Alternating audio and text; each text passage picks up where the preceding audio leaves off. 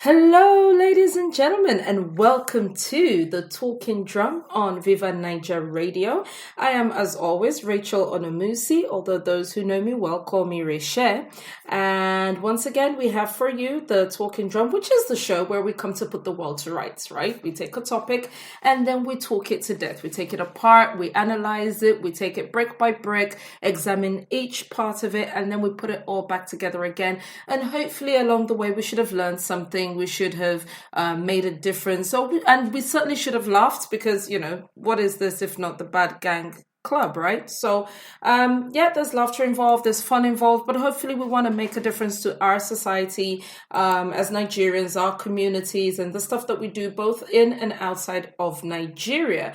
Which brings me to our topic of the day, which is, are the Nigerians in the Western world? That's any Nigerian who does not actually live in Nigeria. So actually, maybe we will clarify and qualify this later because obviously there are Nigerians in South Africa, there are Nigerians in Kenya, etc., etc. But are Nigerians in diaspora actually ambitious enough?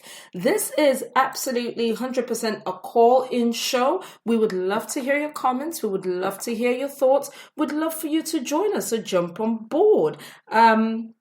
If you would like to join us, if you are dialing from the UK, the number you need to call is 0330 998 1261. That number again is 0330 1261. If you're dialing in from the US, the number you need is 0712 770-4032. If you are calling in from Nigeria, the number you need is 01-440-5024. In all cases, you need the access code, which is 264812. That access code again is 264812. But you can find all of this information on our Facebook, on our personal pages, and you can join in the conversation right there as well. So now that we've got housekeeping out of the way, we would like to go right ahead with the show. I am joined by, because there's no way I could ever do this on my own, right? I am joined by none other than the Queen Bee of the Bad Gang Club. And not just that, but she will also be the one taking this show. Actually, let me introduce Bimbo. So you all know Bimbo slash Carmen, and you've all seen the naughty side and what have you. But there is a completely serious side, a professional side, and this is what Talking Drum is about, right? We're all onions. We all have different layers. We all have different facets, and this is a topic that she has been passionate about, and she's the one who suggested this topic. That not every day man, woman, wahala. Sometimes let's talk about the things that can actually move us forward as a people, as individual, as adults. So this was her idea, and when we were brainstorming about the sort of things we should talk about, she completely, she knocked it out the park. She was like, "Oh yes, we need to discuss this. We need to," and I was like, "You know what?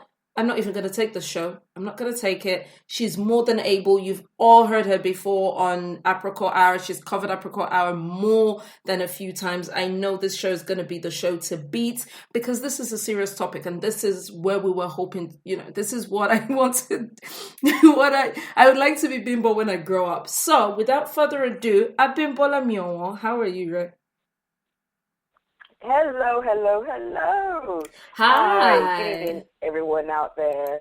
Rachel, that was a really good introduction. It's good that people know that I'm not just Carmen, my shady, naughty, bad self, but I'm also Bimbo, my wannabe grown up. so So thank you so much, everyone, for joining the show. As she said, I'm so excited about this topic. Although Bimbo will be taking the show, sorry to interrupt you, Bimbo, I am still the person handling the dashboard, so I'll be able to tell you when people are joining us. I know this show has brought about a lot of interest, so we are having people, telephone numbers come up on the dashboard. I appreciate that these are people who are obviously paying to join us, so I'm gonna be interrupting you if I need to, Bimbo, just to obviously bring them into the studio and welcome them. Telephone number ending 1006. Can you hear me, caller? Hi, we've got a guest on the show. Can you hear me? Hello? Well, we're right here. If you want to pipe up, telephone number ending 231006. Give us a shout and we'll be more than happy to hear your points. Other than that, Bimbo, right back at you. Hi, yes. Okay, so this is a topic that I was so very excited to talk about. I've been thinking about this for a few weeks, and I wanted to really discuss it. I wanted to know if people are thinking the same way I'm thinking, if people see the world the same way I do, or if, like expected, everyone has a different opinion as to Nigerians in diaspora and their ambition, their achievements. And one of the key things that I just sort of thought about was I've always wondered if I was in Nigeria, if I lived in Nigeria and I didn't live in the UK, would I be different? Would my life be different? And I don't necessarily mean would it be perfect or would it be all rosy, but ideally it's more a case of would it be, would I be different? Would I think about life differently? Would I worry about, do I have to be the angry black woman at work because I'm in the Western world and things like that? So I've come up with a whole host of questions, things that have just been running around in my head, and I would love everyone out there to help me answer these questions. So to get started, are our ambitions different because of our heritage? So we're Africans. We typically live in the Western world, and we can't necessarily go by what our forefathers were doing when they were making ashoke, which was something that my grandfather did in the 1800s, and my grandmother cooked and made one of the best stews I've ever heard in the world, I've ever had in the world, and I've heard from my mother, from my dad, from my uncles and aunts, and also random people that grew up in Isaleko saying that my grandmother's stew was probably one of the best things they've ever tasted in their life. And they didn't realize she was my grandmother. So that's saying something. Do you have a recipe? Because I need to come by your house. Give you the recipe. I need to find it. I need to know the recipe first. Even my mother doesn't know what the recipe is. And it's kind of like, what is this, family kept secret and everything. So are our ambitions different that we're in the Western world? How do we actually feel like where we are, we have different opportunities, we have better or worse opportunities? How do we feel like we compare in the Western world with our other counterparts that are not just white and Western, but some that are actually of different ethnicity? Are we driven enough? Do we think we're being marginalized? What is did it impact us that our parents expected, what our parents' expectations were when they moved to the Western world? So growing up in Nigeria, they probably expected us to be doctors, lawyers, everything. You must be this. They really had, as Gina Yashiri, the comedian, said, there were only 4 occupations in a Nigerian family: were either a doctor, a lawyer, and an engineer, or disappointment. Absolutely. And so when we get here and our parents brought us here and they're like, okay, you go to school and everything, do their expectations of us reduce? Do they still expect us to be doctors, lawyers, and whatnot and compete with our white counterparts and others? Or do they give us a little bit of leeway because they understand or see that maybe we might be dealing with more than usual? So, Rachel, let me start with you. Yes. Are our ambitions different because of our heritage? Well, I guess the question is different from what? Different from white people? Is that you mean different from British-born white people, or different from? Well, okay. Do you mean ambitions of the people who live here different from the ambitions who live in Nigeria? Which heritage? From what our ambitions would be if we lived in Nigeria. So the context is where we live in the world. Do you think our ambition is different because of where we're living? If we live in Nigeria, would we have completely different ambitions? Would we have completely different achievements? Yeah. Okay, I understand the question. Yes, yes, I do. I think if we lived in Nigeria, we would have a completely different ambitions. We would have completely different timelines in which to make these ambitions happen. We would have a completely different. Yeah, we would. Number one, our ambitions would be different. Number two, our aggression, i.e., desire to make the ambitions happen against all odds, would be completely different if we lived in Nigeria. Certainly, I think it's different from our white counterparts, I think. And I have my reasons for saying so. So if the question at this point is just, do you think it's different? 100% yes. Okay.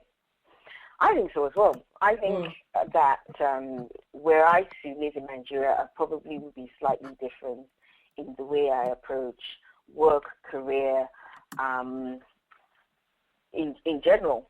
I don't think, well, I'd like to think that I'd be a bit more aggressive. I'd be a bit more ambitious. I'd push more. Um, but then maybe that's just me. It's very easy for me to assume that things would be different. So, do you think that moving to the Western world has had an impact on what our parents' expectation of us were? Also, yes. So, Yeah, yeah, 100%. you think so? Yeah, I think it has. I think, um, so here's the thing. Going back to, do I think our ambitions are different? Yes, I think our ambitions are different. And this is why I think our ambitions are different. I think we like to think that we are hustlers, that we are, oh, Niger no degree, anywhere Niger day, you go see them, you go sabi them. Oh my gosh, they're the ones that will, open a business and open this, or whatever. Oh, Nigerians in South Africa are probably part of the reason for the what's the word I'm trying to say? Xenophobia. Nigerians in Kenya, the Kenyans have a love-hate relationship with us because Kenyan men hate Nigerian men because we're all out here trying to take their women. Kenyan women love Nigerian men because they come with the swag and they come with the this. But I think these things are more like a means to an end, which means if you live in a country where you literally have to have your own borehole, otherwise you don't have water, you literally have to make enough money to ensure that you are buying diesel on a daily basis, otherwise your standby generator doesn't work. You literally have to tar your own road. I know so many streets that are the name of the first person who tarred the road and what have you. And by the time you have to do all of these things, you have to hustle to reach that goal. If you are in a country where, and Nigeria has a kind of a feast or famine situation where, oh, one contract is 10 million, one contract, it's the one country where you can literally start in January 1st as a pauper and end December 31st as a billionaire, and vice versa, by the way. So they're like, I need to eat, I need to make money, I need to do whatever it takes to be able to afford even the most basic creature comforts, to be able to do the most basic. When you get to a country where it's not geared up for that, it doesn't work that way, it doesn't, um it's not feast or famine. You can't, there isn't £1 million contracts sitting by the side of the road. You don't know the the decision makers. Do you understand what I mean? Like there are people like Cameron who, even if they weren't prime minister, they went to school with somebody who is now the chancellor of the exchequer, or somebody but you are not in that circle when you are here. So you now have to dim your sight somewhat. But then again, you live in a country where if you can top up your little gas card, your little electricity key, then you have electricity and you have light. There's nobody pursuing you. There's nothing pursuing you. There's no pressure to do anything or to be anything. The rich and the poor are taking this same London Underground. They are taking this same bus. There are people who park their cars to avoid. Do you understand? People are parking their cars to avoid what's that thing called? Congestion zone. You know, people are taking underground through zone 1 and zone 2 and all sorts of things. All of a sudden, the same Niger guy that is out networking and schmoozing and doing this and, oh, I know somebody who knows somebody who is the chairman at whatever, at MTN or whatever. It's like there's one contractor, it's like there's one job. My guy, that guy will sit down, do his little banking job where he's basically does his 9 to 5, the 27th of every month. When no they shake, you've never gotten your salary a day late, a minute late, because there's no case of, oh, we're waiting for the government to pay money. Your money is done by what's the name of this HR software or whatever it is that they have. Done by this Sage or something.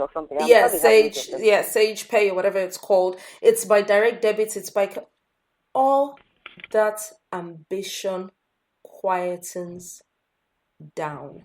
What then happens is these people work hard, but yeah, fagboro. I don't know what fagboro is in English. They hustle, I guess, to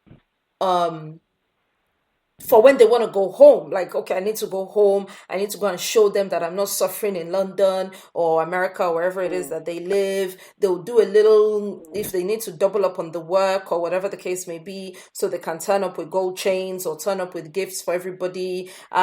Mommy and Tony, I need to speak in English, not everybody. Okay. So you're saying that people are too comfortable here, so they don't feel the need to and by the way, the parents are too. So just to answer your question on have our parents' expectations come down? You see, when parents have these expectations of their children, it's not that they hate their children. It's not like doctor, lawyer, or disappointment. It is literally born out of their own kilomo yimaje. You think it's an easy life. You think you just want to do music, or you don't know what's going on. You don't know about bills. You don't know about all these things, blah, blah, blah, blah, blah. You need more. So a lot of the times when parents are saying these things, you go to your mom and your dad and you say, Mommy, you know I've always liked drawing. As I'm looking at it, I think I want to be an artist and everything. Like, your head is highly, do you understand? Your head is highly incorrect. However, over here, that same parents can look at a child and say, well, and it can be Damien Hirst. That one is someone's child. Tracy Emin, my dear, if you want to draw. Because they've looked at it that even if the art doesn't work, this is a country that 9 times out of 10, don't get me wrong, I know there are people who sleep on the side of the road and everything, but this is a country that won't let people fall through the cracks. There's dole, there's this, there's that, there are grants, there are fees. So the parent doesn't have the fears. That's primal fear that makes a parent say, if you don't read medicine, if you don't read law, don't come back to this house. Sorry, let me just interrupt myself and introduce the Barry White of the Bad Gang. Dolapo has joined us. Hi, Dolapo. Hello, Dolapo. Good evening, Dolapo. Hi. Dolapo, today is Bimbo is the show host, so don't talk to me. Bimbo is the person holding the show. Okay. Yeah, so I've taken over. I've taken over. Before the other Rachel left, she hired me and fired Rachel. Yes, so you know the HR director of hiring and firing. She Bimbo is calling the shots and asking all the questions. Dolapo, you arrived just in time. Have you seen what today's topic is? Do you know what we're talking about? Yeah, I'm sure you're about to give me a summary of what has been said so far. Exactly. Well, so far we were talking about the diaspora Nigerians and their ambitions, we were talking about if our ambitions are different because of our heritage. In the context that if we lived in Nigeria and the fact that we live here, have our ambitions changed? Has the fact that we live in the Western world impacted our parents' expectations of us? Rachel was just giving me her point of view. I totally agree. I mean, I think there's a little bit of that cultural. I'm not even sure if I can call it cultural influence. It's more of like I gotta keep up with the Joneses type of influence that we see with parents wanting to be able to brag out there and say, oh, my son is a doctor or is a lawyer, or my daughter is just a doctor or whatever. And you have to, well, at my age now, when you have kids in colleges, in universities now, you tend to watch, other people that are in similar situations when they talk about their kids, and you can see that glitter in their eye, and you just roll your eyes and go, oh my goodness. Well, okay. So, question is like, your daughter, what school is she in? What is she studying? And then sometimes I'm just tempted to just say philosophy. Just to see their eyes. Wani Philomena be Philo. There's this thing that I just noticed that with my kids, maybe when they were in their early teenage years, I was a little bit anxious as to what they wanted to do. I would ask jokingly, and I remember my son talking about, he wanted to study astronomy, and I remember doing research and going,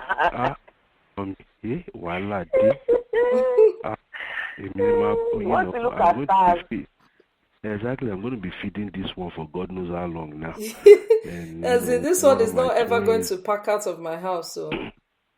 Yeah, and one of my twins also, she wanted, because one was very good with a guitar, so the other, being twins, one was playing the instrument, the other was writing songs, and I'm going okay, the Shania twins or whatever you want to call them, and I'm thinking, okay, please.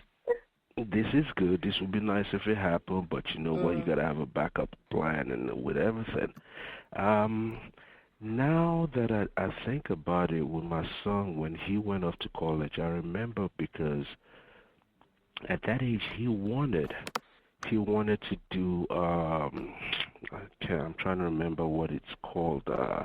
It's programming, but more geared towards gaming. And I remember. Okay. Yeah. When he I know exactly what it is. Yeah, it's Yeah. I know the name. Yeah. Okay. There's a friend of mine. The kid is also doing that. Right. When he said that, and we went to the schools, and they talked to us about portfolios, and he need to have a file of things he's done, and he didn't have anything. And I told him, you know what? Accounting is also a good option. So he opted for accounting. Are you serious? From gaming to interesting. I'm telling you, it's all numbers and. This is how your parents' influence can be a total disaster. So after the first year of school, he came back and told us, under no circumstances, no way in hell is he reading that smelling thing again. Yeah. And we said, what do you want? And he said, programming and network security. Precisely what he wanted in the with that. And he's flourishing with that now. In fact, currently he's doing an internship with his same place where the mom works, and he's enjoying himself there. So sometimes you have to just probably study your kids' This brings me to a very interesting question, where I wanted to know how. So us that we've kind of maybe not necessarily grow up completely, but we've lived in the Western world for quite a while, and we have children, and we're raising our children. I'll be interested to know how our experiences of living and working here has impacted, how did it transform us as an adult and as a parent, and how we've shaped our own children's careers and ambition. So, like what you were saying now, Dolapo, it's quite interesting that he came back and he said he wasn't doing accounting anymore and he was going to do this, and you kind of had to give in. But do you think that you gave in because of the fact that you've lived in the Western world for quite a while, and you're I won't necessarily say liberal, but you understand the fact that you can make it in more than just being a doctor or a lawyer, or and you kind of allowed him to have that. So do you think that influenced you at all? I probably think we gave in simply because we had to go back and think back and look at his life for the last 3 years and saw that, what, his interest was in computer and computer-related things. I mean, he's already taken over my whole basement. He sleeps there. He has about 4 screens up. And he's always like with games and doing programming on one and watching YouTube on gaming on another. And he has 4 screens going. And we realize, what, this is what his interest is in, and there's no point trying to suppress that and make him go into something which, if he manages to do and graduate successfully from, he probably would just be miserable working with that kind of in a career that he really doesn't want to. And I go back, and I guess I had to look at myself, and I realized that, what, I did finance in school.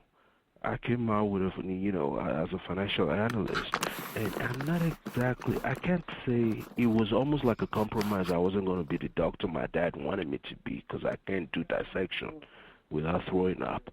And thank God I had a younger brother that, 2 of them that they became doctors, so the pressure was off me. So, that went into medical school. So for me, I could do finance, and that was fine with me. But that was not my first love.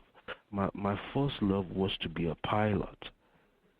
And that's why till this very day, if I get the chance, I'm off to the airport. If I have a free 3-4 hours, I'm a plane spotter. I have my radio. I listen to Control Tower. I watch landings. We have a club. Really? Did you know this about him, Rachel? I didn't know he was. But then again, so this is what we're saying.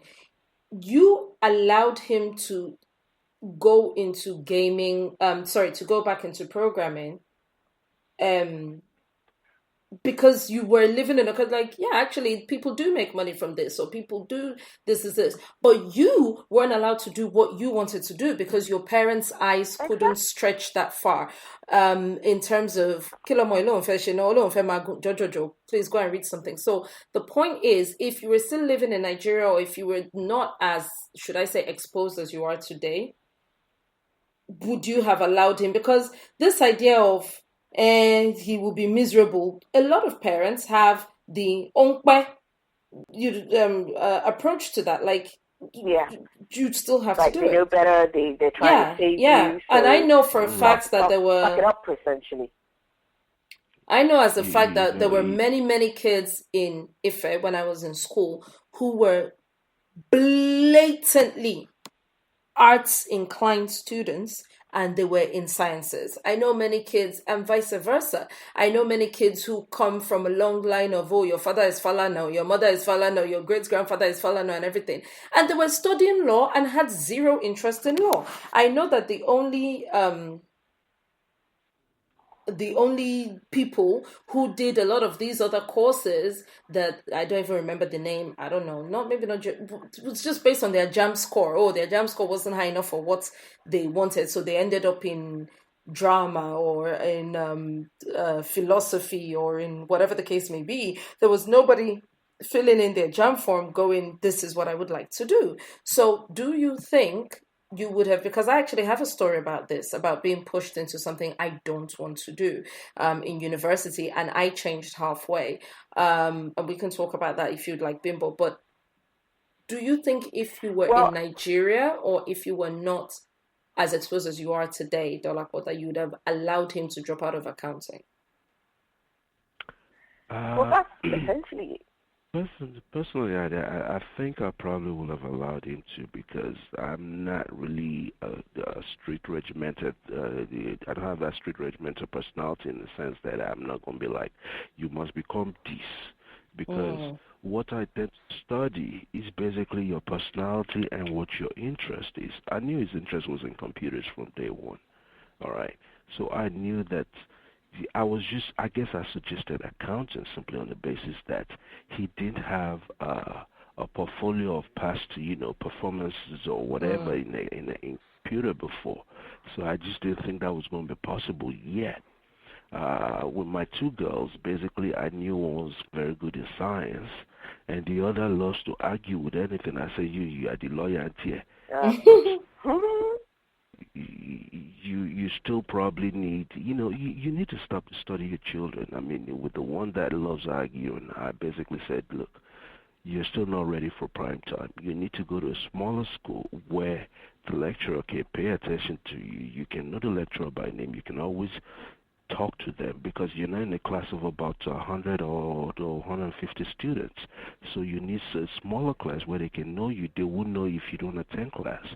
Those kind that assessment of your child and what they want to do and what kind of environments they would thrive in, that's probably come from you being a bit more enlightened, you seeing that you can make it with we saw the Bill Gates of the world. He's not a doctor, he's not a lawyer.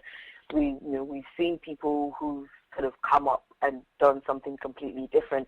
For example, here we have Richard Branson. Dude dropped out of school at the age of 16, but it was something other than education that got him to where he is. So maybe those kind of living in that kind of environment in this Western world where there's more to being successful than just being the standard highly educated person, that probably helped influence you to help her think, okay, we want you to go. It's better if you go to a smaller school. You kind of need that kind of focus and everything. Don't you think so?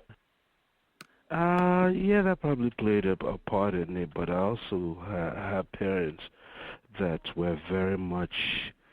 Right from a young age, for one thing, I traveled with my parents, especially with my mom, since I was about 7 or 8. So I always traveled out, and the whole idea from my mom is, you know what? I may not be I'm trying to remember the rich people of that time in the 70s or whatever. I mean, we may not have that kind of money, but the education I can give to you is to open the world up to you so that you can see that there are different possibilities. Now, they were just against me my mom especially was against me being a pilot because her own thing was, high blood pressure. Be worried every time you're up that it wasn't so much that what are you going to do? No, it wasn't anything like that. It was more of like, no, that is just a risky job. Yeah, but then that's also partly culture as well, don't you think? It's like as if, you tell your parents that I want to go into the army because they can train me to be a doctor, a lawyer, and I don't have to pay for school fees. They're going to be looking at you like, so you can come and die in Iraq, Abi. That's going to, I suppose most parents would look at that, but just like parents that be thinking about you, that one is that's a legitimate fear, because I remember when I was in the States, the first Iraq war, when Iraq went and invaded Kuwait, I was sent a letter to come and enlist. And I thought, why is it? Because my name is Odubanjo. Now I'm the foreigner that is willing to die. Let me just step in at this point and say, I believe we have your caller on the line, Bimbo. Caller telephone number ending 6392. Can you hear us? Yes, I can. Hello, guys. Hi. Hello. Hi. Welcome. Yes, this is a known person. Thank you. Yeah. Hi, you're welcome to... Oops, a whole bunch of people talking. Go ahead, Bimbo. Welcome to the Talking Drum. Do you want to be named? Caller? Yeah, sure. That's fine. Of course. Okay. So this is a very good friend of mine, Banker, and she's calling from the UAE. So we actually have people listening all the way in the Arabian world. Welcome to the show, Banker. Banker, thank you so much for joining us. Hi. So, hi. The topic is diaspora, Nigerian, and ambition. Okay. So I know you've been listening, and I have a question for you. You've actually lived in both the United Kingdom and the UAE, and it'd be actually quite interesting to hear your point of view as to, do you think us Nigerians that live in diaspora, not just necessarily the Western world, but also in the United Arab Emirates, do you think that we're ambitious enough? To put simply, I think I can put it into fragments. I think in the UK, no, the simple answer is we're not. And I'll clarify my position on that. I think it brings you to go further and define ambition. I've given this a lot of thought, and I've actually done a lot of research in it, because when I used to live in the United Kingdom, I was quite happy with my life. Professionally, I was a trained clinical pharmacist. I grew up in the NHS, so did my father. Income was good. I was happy, and that's a spirit of complacency that deals with you in the United Kingdom. The system makes you feel like you're good. You have a good salary, you have a good system, your vocation is good, and you have your mortgage, and you live a middle-class life. But and you've always aspired to be good at school, and you're always good at school because you're a minority. Dad has always told you you need to do 10 times better, and you're often better. But you know what? Your ambition stops at your academic achievements. You're good. You've really graduated from one of the best universities. But when you compare it to we have that, career right? expectations, yeah. Right now we're that, celebrating but that Ifeoma Whitethorpe. We like every single year, at least. Yeah, every single year there's a story that trends about, this girl, there's this one now, she's 16 or 17, she's been accepted into all eight Ivy League schools, right? But then what happens after that? Where are these people who were accepted into all 8 Ivy League schools in the seats of power of the biggest corporations in America? That's what it is. So yeah, I'm completely agreeing with you. Shift. There needs to be a paradigm shift in how we discuss ambition, which is why this topic was really interesting to me. Ambition, when it comes to ethnic minorities, stops at academic excellence and entrepreneurship dream. But it doesn't really match up when it comes to their career expectations. So they have these fabulous qualifications. But when they get to the real world, they don't aspire to get onto the board of directors. How many CFOs do you have in top civic service? How many of the NHS directors are actually non-white? So it's okay to have all the letters behind your name, but are you making a difference? How many of the FTSE 100 companies can actually say, of the 11.5% that are top people, how many of those people are non-white? So yes, no, we're not ambitious enough. Once we get the letters behind our names, we get complacent. And that's that. Then when I moved out of the United Kingdom, myself as an example, I found that I wanted more. It was okay then for me to aspire to want to go into healthcare management as opposed to being the best clinician that I could be. But when you're in the UK, the glass ceiling is not just physical. It's institutionalized. The marginalization, you don't see it, you don't feel it because you don't see mentorship. You don't see someone like you above there, so you don't aspire. You don't even realize that it's happening. And so it's like we're in a slumber, we're in some sort of hypnosis that we don't even know exists.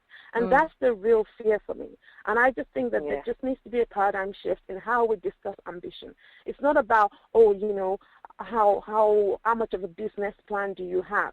But, when you're not comfortable and when you see people driving, and that's why our counterparts in the developing world are much better than us. When they get back to Africa, they see the potential. All of a sudden, they see people like them in high places, and they want to be that.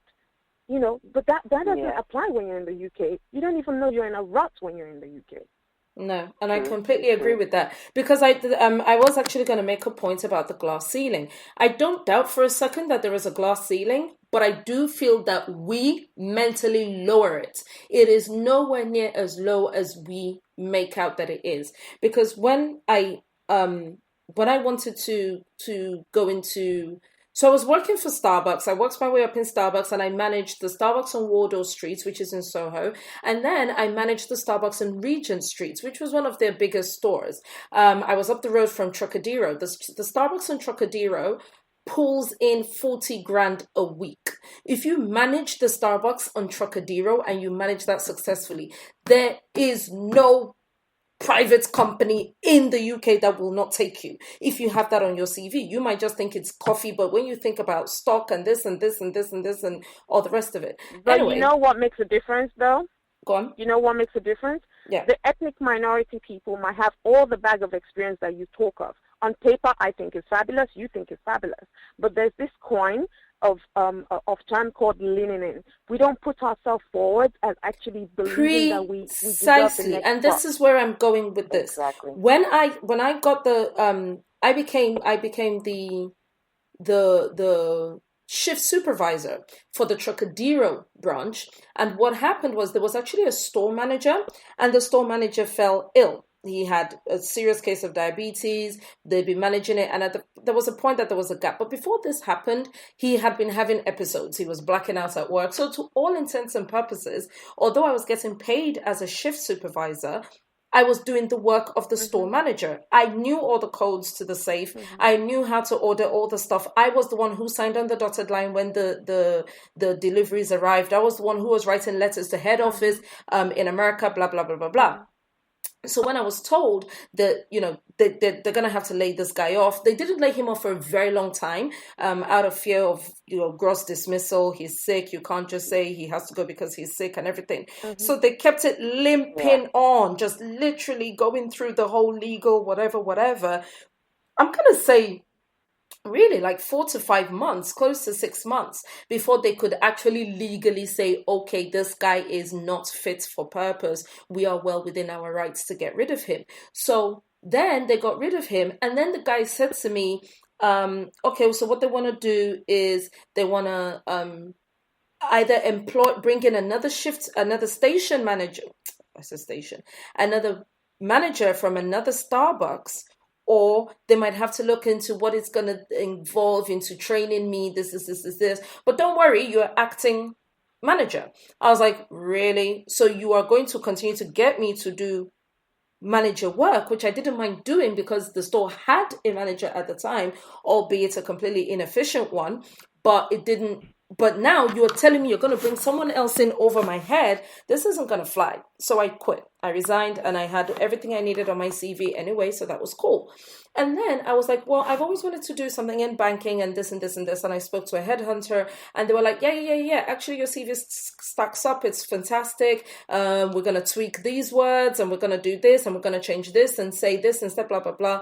All well and good. Then I hear from a friend that a mutual friend was saying, what's going on with Rachel, this.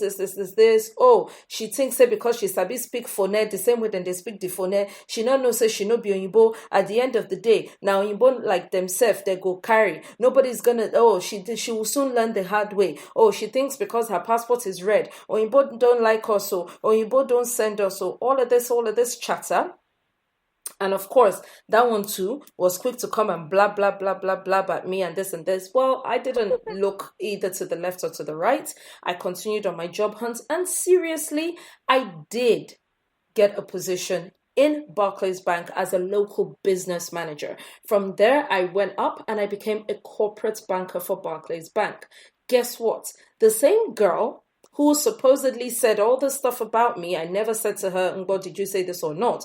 But the girl who they came to tell me said all of this stuff about me, then turned around and said, oh, now wow, how did you now get into Barclays now? Now wow, I beg, who you sabi for there? Because if me, I can leave this my job, I don't mind, a whole Barclays Bank, look at you, big girl, forget, so just look at your black... matters, I know it looks like the girl is talking rubbish, but sociologically, she made a very valid fact. Yes, she did, but the point is, you lower the glass, if you lower the glass ceiling... You had to do so much more than your white counterparts have done. Not only did you have the expertise, you had the experience, okay? Mm-hmm. The perception has been the problem where you had to go from pillar to post. What we're saying here is you're as accomplished as any other person, okay? Yes. Whether or not you're blind to discrimination does not deny the fact that it exists. Okay. I'm not suggesting that I'm blind to it, and I'm not suggesting that I got the jobs. I'm not suggesting that... But you had to work so much harder. You had to be so tenacious about it. But And this is what we're not talking about Oyinbo's restraints in us getting into the into the labor market. We're talking about ambition. We're talking about, if this is what it's going to take to get me where I need to be, that is what we're talking about, ambition. There is prejudice. There is discrimination. No doubt about it.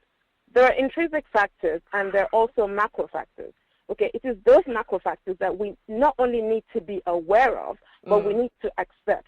So that, in accepting it, you can navigate it. I don't subscribe to what the girl is about, but you kind of need to accept it so that you can navigate it. A lot of people are blind about it. And those structures are there. There are obstacles that you will face as a Nigerian. And a lot of things we're also seeing now is people give up so easily because they think, because I have achieved and I have experience, if I just work harder, I'll get it. If you're a lawyer or an architect, or even you do what I do, you will realize you can job hunt all you want. There's a 54-year-old white man that will be what I am. I'm in the UAE now having a position that I know if I come home in 6 months' time in the NHS, there's no chance for me. It doesn't matter how fabulous or how better my navigation skills are. There are reasons why healthcare professionals in America do better than the ones in the UK, because it's a bigger country. The glass ceiling is there. Are we as ambitious as we need to be? No. Are we actually transferring that to our kids? Right now, the bottom level is even worse. The kids now are worse off than when I was in school. I grew up in Dagenham. Right? I went to a normal school. No private schooling, whatever. I did well. If you go back to the same school I was at today, no one speaks proper English anymore. Parents are busy working, okay? Priorities have changed. Everyone, you know what, just do sports. Do whatever you want. You know what, I'm not one to say everybody needs to be a doctor or lawyer, but we've moved so much away from that spectrum that these kids are busy doing non-professional courses. Let me tell you, in established economies, there aren't a lot of SMEs that would employ you. So if you carry on encouraging stupid choices for education and racking up bills and debts in universities and stopping history of garden or psychology or trying to be a lawyer in 2017, you're running into debt. You're going to become a burden on me because as a taxpayer, I'm going to have to feed you. And I think parents are responsible for that. So ambition needs to be understood in the context of how we live, in the context of your geography. And you need to be real with that. So just because you're going to work twice as hard doesn't mean you stop understanding that when you need to chase those options that you need to do in the working world. And I'm afraid when I go to the UK now, I see the gap, and it's worrisome because we're not transferring that to our kids. We're just telling them, if you work hard, you're going to get. You won't get it. Okay, so no, you won't get it. But I cannot. It's like when you tell a woman, you will not get a new bride. When you tell conform, precise. When you tell, an interesting question. Okay. Are we marginalized? Are we as Africans, and especially our children growing up? We are. Actually, we're better than what we were 20 years ago. And they're also not. We're better. So, yes, we are marginalized. We are marginalized. Things are better than what they were 20 years ago. For example, for now, NHS doctors, 35% of NHS doctors are actually British non-white. I mean, consultant level. Do you understand? Okay? Yeah, look, okay. When it comes to people coming out of Russell Group University, we've doubled it in the last 10 years. We are getting better. Do you think, but we cannot. The statistic that you just used right now, especially with the NHS, do you think that in itself has anything to do with us as a people, as Africans in the Western world, or do you think it has more to do with the fact that the NHS in general have less white counterparts who are going to studying? It's just responding to the demographic migration map. There are more people, there are more of us, and it's just. I'm sorry. Can I come in? Can I come in just 1 minute, please? We have another caller on the line. I apologize. I'm in charge of the switchboard, so Bimbo can't actually see who's calling and who's not. Caller telephone number ending 5277. Hi, caller. Can you hear me? Hi. Could you say something again, please? Yeah, perfect. I can hear you now. I can hear you. Hi, Taiwo. Thank you for joining us. Yeah. Hi. Taiwo, I don't know how long you've been listening, but Bimbo is actually in charge of the show today. So if you don't mind just holding on, and she'll ask questions as and when. All right. All right, Bimbo, sorry. Okay, so Taiwo, have you been listening? Yeah, I've been listening. I've been listening very, very carefully, actually. Okay, so Yes. the last question that I just asked was, are we being marginalized in the Western world and in the working environment, in the working world and in business? Do you think that we, as a people, are being marginalized? Well, I think like the black people or just Africans or Nigerians. Africans living in the Western world, so living in the abroad, do you think we're being marginalized? This topic is hot. We have another caller on the line. I'm sorry. Once again, caller, telephone number ending 6192. We do see you, and we're just going to bring you into the studio in just a minute. Just bear with us. Taiwo, please continue. Okay, right. Basically, what I'm trying to say is, I would say we've been marginalized because we live in England, and this is not our country. They have the system of the way they do stuff. Of course, there's racism in every walk of life. There's racism and discrimination. So we have to know how to work with that. You know, like if you are in Nigeria, things will be different. Okay, but I feel that like we're talking about ambitions now. Are we ambitious enough? The ambitions depends on where you're coming from. People that was born here, they've got less ambition because they use the system. The system doesn't challenge you enough. Either as a white person or as a black person. But when you're in Nigeria, right, you're ambitious. You want to better yourself. You want to better your peer. You know, there's competition there. So when you bring that mentality from Nigeria and you get here, obviously you're going to be ambitious. So when you go to work, you're going to be ambitious. You're going to be pushing. As compared to a Nigerian kid that was born in this country, that has seen his white counterpart, that the system has useless them, that the system doesn't encourage them to do anything. You understand? Yeah. So that person will be less ambitious as compared to a Nigerian kid that's come from Nigeria, that's got that Nigerian mentality of like, oh, the struggle must continue, hustling and bustling of Nigeria, and bring that mentality in. So that's the difference. The society where we live in actually determines how ambitious you can be. Even if like you go from London. Yeah. And you think we bring that along with us? We bring that fight. Yeah. Those of us that wasn't born here, got a different way of thinking than the purpose of people that was born here. That's for definite. Especially the new generation that was these days, the younger kids these days, they've got no ambition whatsoever. They don't respect no. I agree. I agree. You know, I totally agree. Like, as long as the bills are paid, then they can go and collect title. You know, that's the way it is. With those kids these days. Okay. Come, Dolapo. Yes, please. Dolapo. Well, I mean, I totally agree with I agree with everything that was just said now, but I think this is a function of where that society is in terms of being, you know, is that particular society on the rise? Is as a platoon? Is it on they're falling right now? And I think with the Western world, and this is just my theory, I think there was a point in time where their society was really growing in terms of civilization, in terms of mechanization, in terms of the economy, and they've not gotten to a point where they're not comfortable. So now their children are not being pushed to just explore whatever they want, and that's where we are coming from Nigeria, where for God's sake we've forever been trying to grow. So that's why parents at that point in time tend to push kids into like, you must be a doctor, you must be a lawyer, because this is where they see growth. Now, the other thing I want to bring out is when we talk about ambition, what exactly defines and achieves that ambition? Because within the Nigerian context, it all seems to boil down to money. That is how we always. Can I just cut in there? Sorry. That is how we tend to assess, you know, whether his ambition was successful or not. Or he lives in a 5,000 square foot home and he drives a Bentley. Why do we think like? Yeah, you say the measurement of ambition is money. Was that what you said? To measure ambition. Pretty much.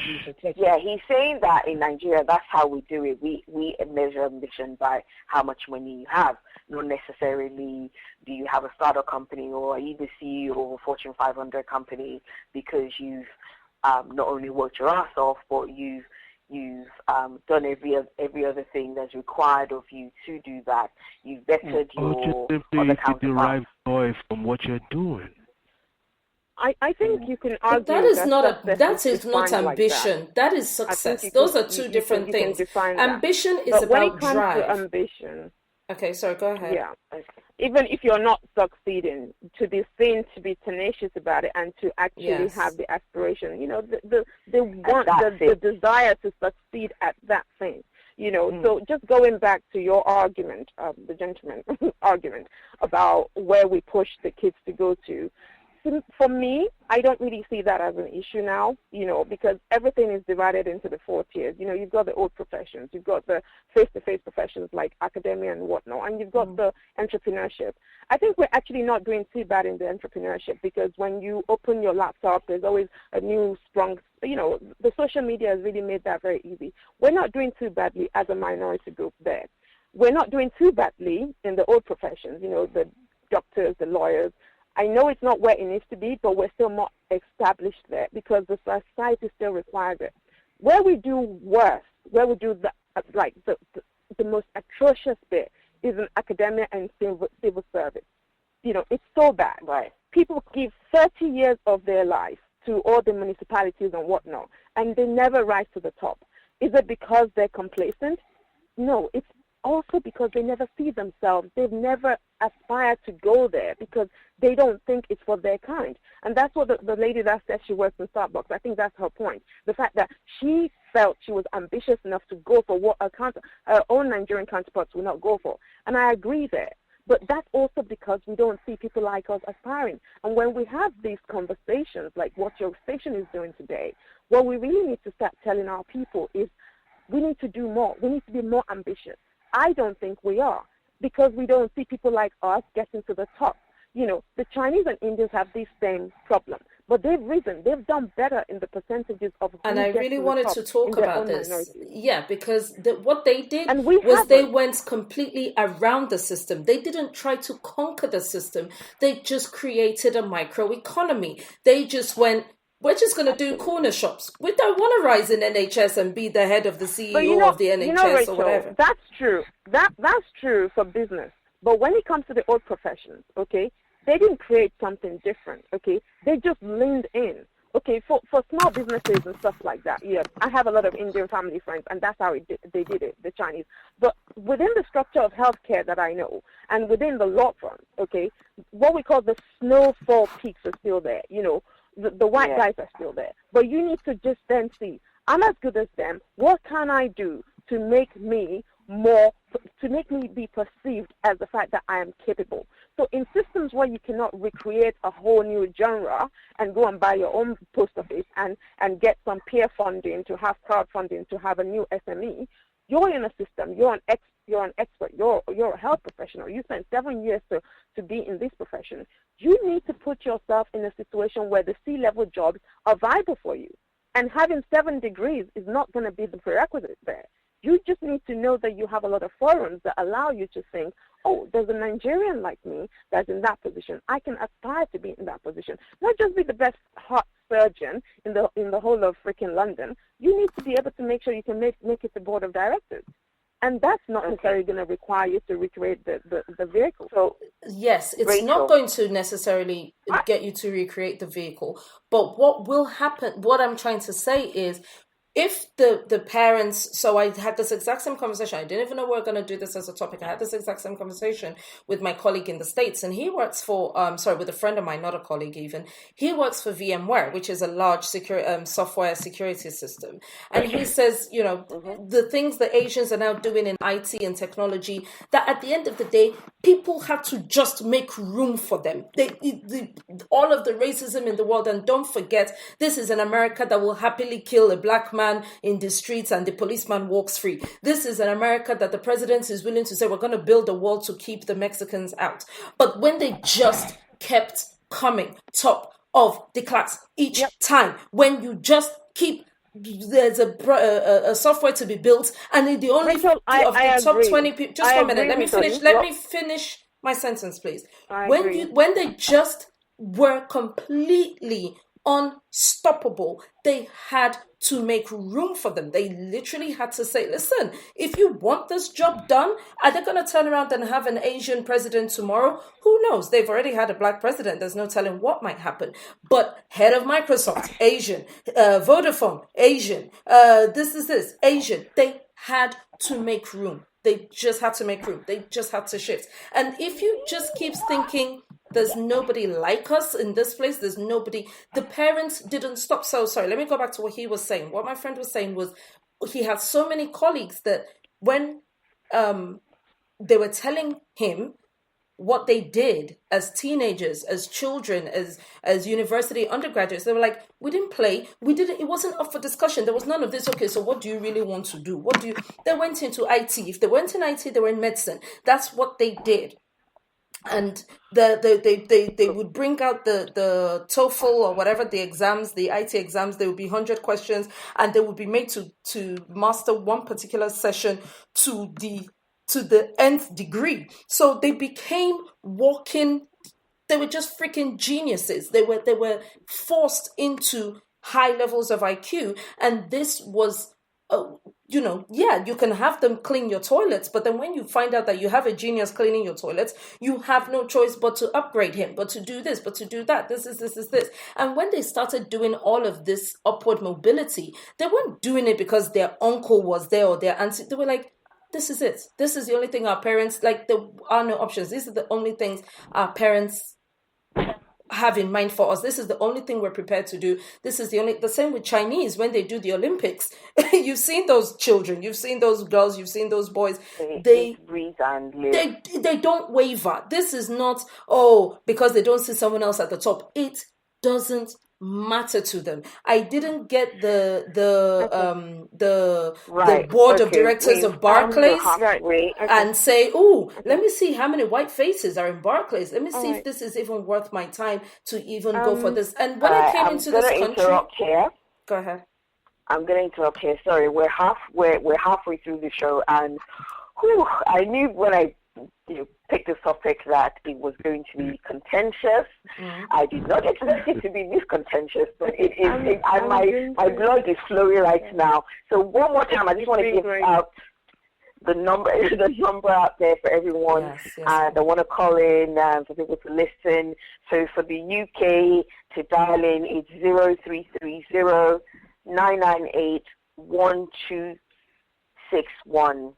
For the US is 001 712 770 4032. Again, the US number is 001 712 770 4032. And for dear Nigerians, it is 00234 1440 5024. And for everyone, the access code to get in to the call is 264812, and just press a hash. Okay, we are definitely back. This is a talking drum, and we're talking about diaspora, Nigerians, and ambition. Now, we left it at Rachel and Banker sort of talking about, are we marginalized? Did we make ourselves marginalized? Did we create the invisible glass ceiling? So now the other thing as well is, if we are marginalized and there is a glass ceiling, whether we put it there ourselves, is this due to, do you think this is due to the glass ceiling is discrimination, or is it complacency? Are we actually, do we ever take time out and, it's too do you think we take time out and say, so let me just put one more question out there. Do you think we take time out and say, okay, where are we as in comparison to our other counterparts? So I don't mean counterparts as necessarily different races or even different ethnicity, but people that are almost identical to us but maybe have different backgrounds. So someone else who went to a similar school, a similar university that I did, who works in the same environment that I did, and maybe is of a different background. They're not Nigerian, maybe they're Chinese, or maybe they're white, or whatever. Do we ever take time out to sort of think, okay, why is it this person is also facing the same glass ceiling, or maybe not facing the same glass ceiling that I am? So have at I this doubt time. I that haven't we heard. get that moment. I doubt we get that moment to take time out because, again, like I said, until you come out of the system, I use myself as an example. Until you really get out of the UK, honestly, you can be as myopic as possible. It's not your fault. It's just the fact that it's a small country and that thing happens without you even knowing it. Going forward, I think that marginalization is there, discrimination is there, but these are not to stop you. It's never stopped anybody before. But if I want to compare myself, basically, like Rachel was saying, that it's not a reason to not progress. You just compare yourself to someone of similar background, as in the States, for example. What research has shown is this. Ambition is two-dimensional. The ambition that you go, that grit that you go to want to achieve and get all the prerequisites that will make you great, you're so good at doing that. The minute you get that and you get into the working world, it is not correspondingly high. Your expectation, your career expectation, and the grit you're prepared to do to get to the very top is not the same as what it was when you wanted to excel. That's what Americans do better than us. Okay, whether they're Nigerian Americans or they're Chinese Americans, they do it better than the Brits. And I'll tell you why, okay? It's really because of the glass ceiling, which is real. Okay, in the UK, it's very covert. Discrimination is very covert in the UK. You don't even realize it's happening. You know, so you're not working towards it. You don't compare yourself to the next person. You don't realize you're earning a lot less. You don't realize that you're not having multiple streams of income. The complacency just sits in, not because you're a lazy person, because how can you be? You have all these accolades, you have all these achievements, but you don't propel yourself when you get to career expectations. You're still keen in having that PhD, you're still keen in having all the business training, but you're not keen in growing your business to 40%. You're not keen in yielding your returns the same way that your counterparts are yielding it. The benchmark is not high, and I think that's a real problem. Okay, so is Taiwo still on the line? I'll be interested to hear what Taiwo thinks about this. Yeah, I'm still here. Right, okay. So what do you think of what Banker was saying, that it's twofold? We can get a bit myopic about, okay, there is a glass ceiling, we're not able to, we can't go as far as you can, but then we also don't take time to actually realize that. So we're kind of stuck in this rat race without realizing we're stuck in it, and we're not pushing any further than we need to. What do you think of that?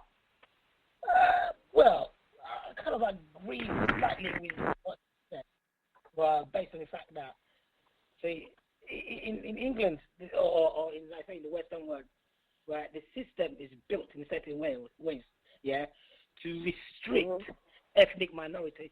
Let's not kid ourselves. They're saying there's a limit to where you can get to, no matter how ambitious you are, right? Yep. So my system allow maybe one of you to get through, so we can have, we have a hero. Example, our black president. Exactly. Okay? Exactly. Our black president. Yeah. Exactly. Actually, if you look what's towards America, Nigerians are actually doing better than the indigenous black, or should I say African Americans in America. Yeah. Simply because of the way we are built, the way we see things, because we're not part of that system, of that slave mentality. We see things differently. Right? But for people that have gone through that history, that have got grandparents that went through slavery, or they've gone through repression, or they've gone through segregation, the way that we approach things, they'll be scared of. Well, because I'm black, I won't do this. Because I'm black, I won't let me do it. Because we came from Nigeria, right? If we're in Nigeria, we celebrate white people. I don't even know what racism means. Funny enough, what does that mean? Funny enough, you said that, Taiwo. I read a story, sorry to interrupt you, I read a story once about it was a guy in Nigeria that sort of put it up, and he said that it's so surprising that he was in a bank and he was sat in one of the only seats that they had waiting to be served. And a white guy walked in, and right down from the security to the people on the cashier desk to all the people that were working in the bank were telling him he needed to get up out of his seat for the white man to sit down. And he's looking at them thinking, excuse me, why does he need to do that? And none of them saw the problem with that scenario that he's in his own country, he's sat waiting to be served, he's a customer. All of a sudden, because someone with a lighter skin comes in, they expect him to cower into a corner somewhere, get up off the seat, and pretty much bow to their every whim. Sorry, just to corroborate that story, funny enough, the white guy involved in that story, he never opened his mouth once. It was the black men all running around. He wasn't the one who said, stand up, let me sit down. He never approached the guy. He never said anything to the guy. He never asked anyone to get up. He walked into the bank. He saw a full bank. He stood in a corner. It's the security guy that told him to stand up. This thing raged and raged and raged until they went to call the manager, and even the manager told him to stand up. Yeah. Imagine. Can you imagine? Sorry, guys. So I suppose this is crazy. Yeah. This is complex that we have as black people. I can't even deal. But just to bring us back to this ambition thing in terms of geography, what also worries me is the same individual that may not be as ambitious in the UK, if you put that person in the same capacity, in the same role in Nigeria, they tend to function better. I mean, aside from all the frustration.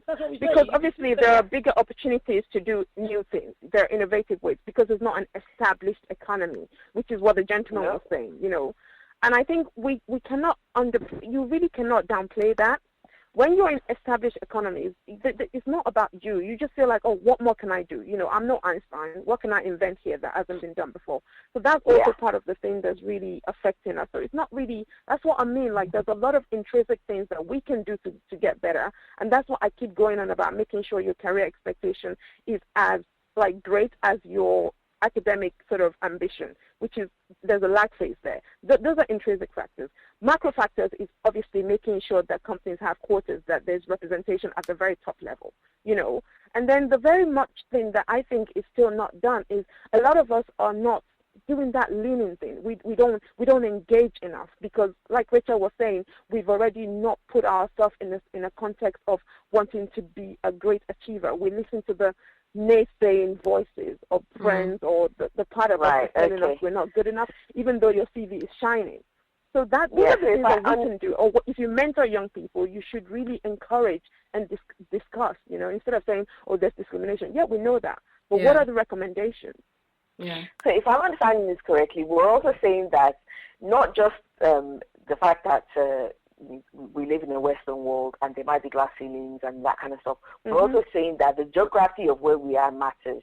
If we're home, we're readily, we kind of have a mindset that allows us to fight harder, push more, fight to be at the top, as opposed to where we're in an established society and we sort of think, okay, there's nothing I can nothing do is anymore, absolute. Nothing is absolute, but yes, essentially, because when you're in a geography where there's a lot of opportunities and you can see it, and you've been recruited there as an expat, do not forget. Okay, so you have purpose, you have targets, you have things to deliver.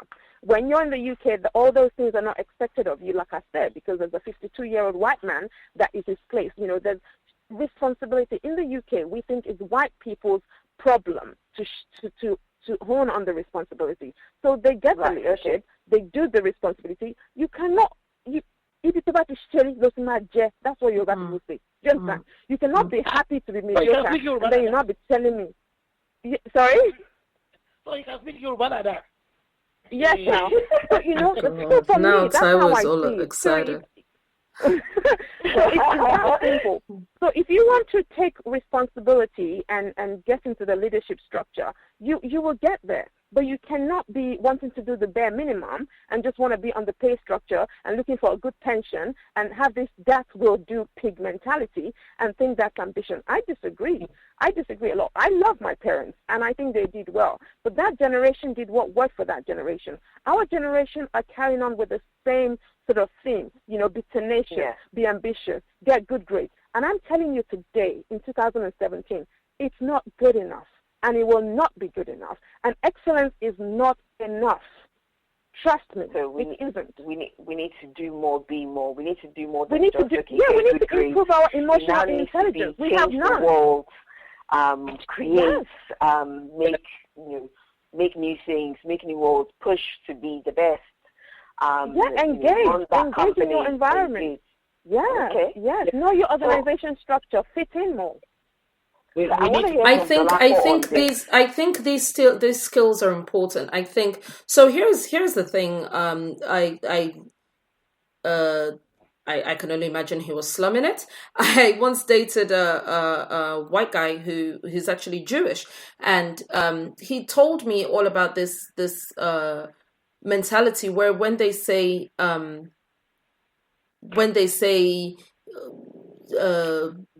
Jews married Jews, or whatever the case may be, it isn't at all a religious thing. It isn't at all so that they can be saying they can wear the hamelka and be saying their Torah every Friday evening and all of this kind of thing. It is because they pass down family secrets to the next generation. That's the reason why they don't want this infiltration.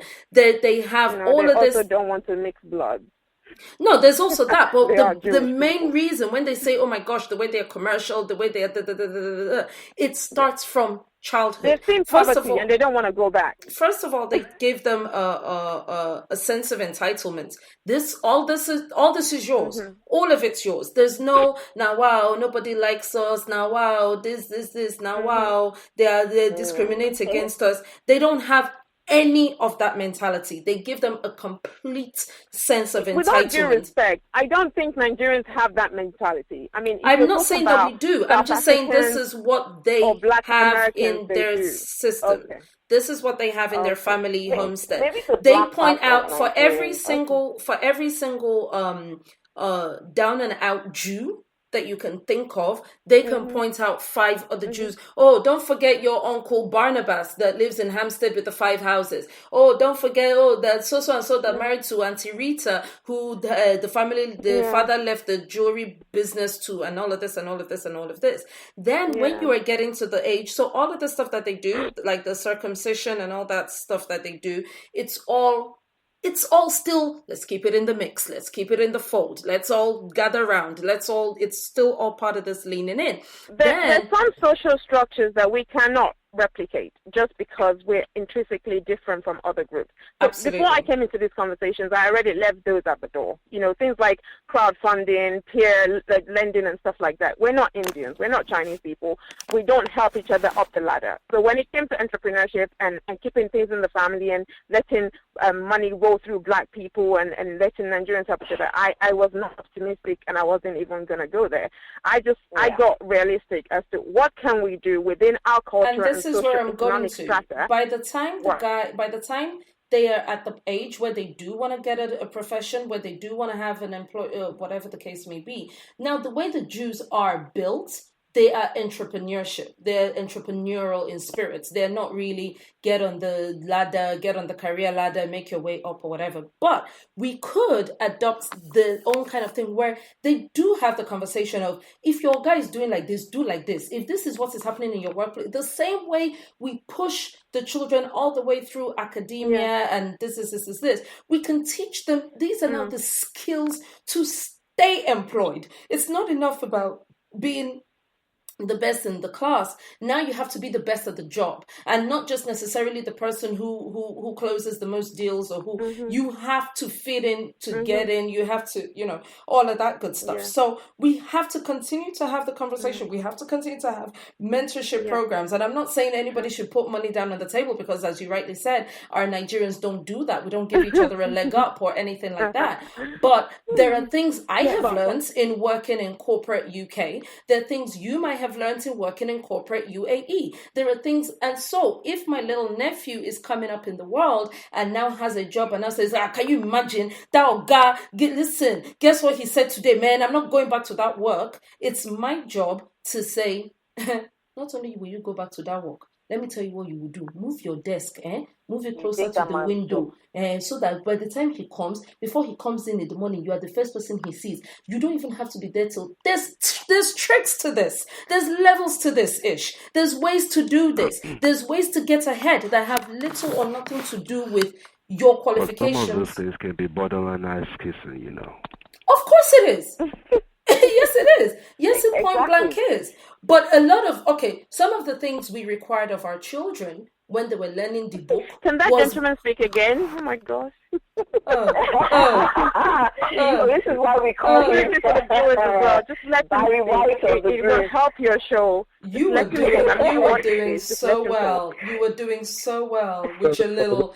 I am so This is why he's articulate. called the Barry White of the bad gang. I don't that know is his who said nickname. that. Yeah, you're making no more Jebu blush.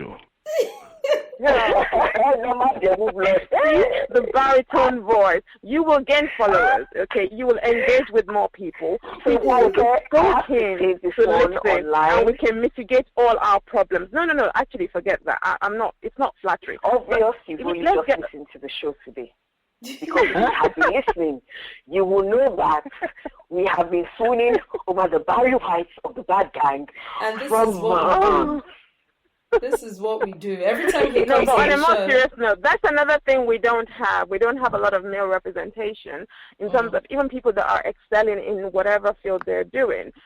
I keep saying this because I think it's very important. It really is important. You're talking about ambition today, but we're going to talk about self-image at some other point. I have children, and I compare when my children are watching TV and they're doing life to when I was doing things. Everything is possible for my 6-year-old and my 9-year-old now, because she goes on TV shows. She says, Mama, I want to be like that person. I want to be like that person. She knows she doesn't have to worry about anything. She already knows that she has all the systems. She's going to go to all the best schools. She's already mixing with the creme de la creme. All those things are there. Are they enough? Have they always been enough? Before our generation, our parents' generation thought that was all you needed. So obviously we know that there is more now. And the fact that she already has it in her head that she can be anything, that's powerful. And we just need to keep endorsing that. I think that's the best we can do. For me, I think we have everything. Go ahead, Simon. You just said something like saying your kids got everything they need to excel. But that down to they have a strong family unit to support that. Without a strong family unit, it's very, very difficult for a single parent or a single mom or a single dad to raise kids and do all this stuff for them. The society that we live in at this time is allow the family unit to break up. You can easily be find yourself being a single parent. No one wants to fight for a marriage anymore.